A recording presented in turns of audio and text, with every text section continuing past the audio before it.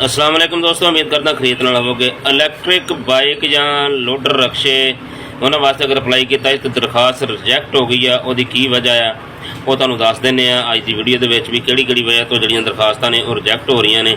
तो ये वास्ते मैं तुहानूं दसदा जावां भी जिहड़ा अगर शनाख्ती कार्ड नंबर तुसीं उत्थे जाके वैबसाइट ते लिखदे हो तो वो डैश वगैरह पा देंगे हो, इस वजह तो भी तुहाडी दरखास्त रिजैक्ट हो गई। जिन्नियां भी मैं तुहानूं वजह दसांगा रिजैक्ट होण दियां होणगियां।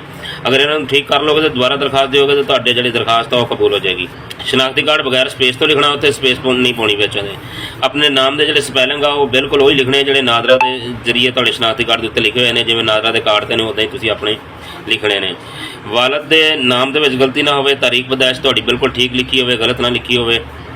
जी अपनी मालूमात दर्ज करते जो शनाख्ती कार्ड तो देख के करोगे तो ये थोड़ा मसला ये भी हल हो जाएगा। तो अगले नंबर पर है मोबाइल नंबर। मोबाइल नंबर तुसीं वो इस्तेमाल करना जो तुहाडे नाम ते होवे, कोई होर मोबाइल नंबर इस्तेमाल नहीं करना, क्योंकि OTP वगैरह आउंदे ने तो फिर उस नंबर ते आउणगे जो तुहाडे नाम ते रजिस्टर्ड होएगा। इस तो इलावा जोड़े ईमेल तुसीं लिखदे जो अपना ईमेल वो स्पैम च जाके उत्थे जिहड़ा OTP आउंदा उत्थे भी जा सकता है। इन्हूं भी ध्यान नाल चैक कर लोगे। जिहड़े तुसीं किसी होर दे नाम का मोबाइल नंबर इस्तेमाल करोगे तो उहदे उत्ते भी OTP तुहाडे वास्ते मसला करेगा, उन्होंने भी दुरुस्त कर लोगे। अच्छा, एक होर जिहड़े धुंधलियां तस्वीरां या धुंधलियां स्कैनशुदा दस्तावेज़ ने वो अपलोड करदे हो, वो रिजैक्ट हो जाते हैं।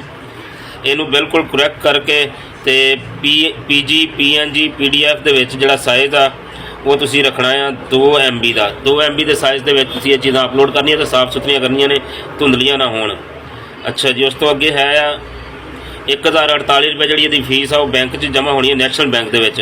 इस तो इलावा किते भी होर जमा नहीं होनी, लिहाजा उत्थे जमा कराओ।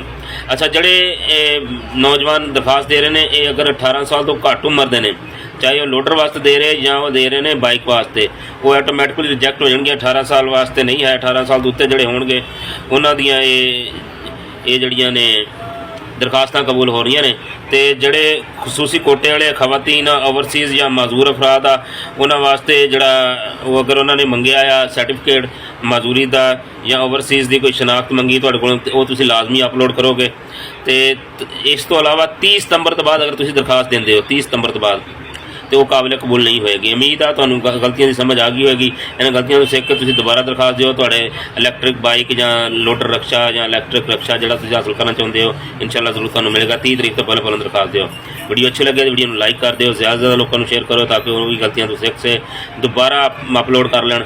ID नूं फॉलो कर लो, जी नवी वीडियो आएगी सब तो पहले तुहानूं मिल जाएगी। अल्लाह हाफिज़।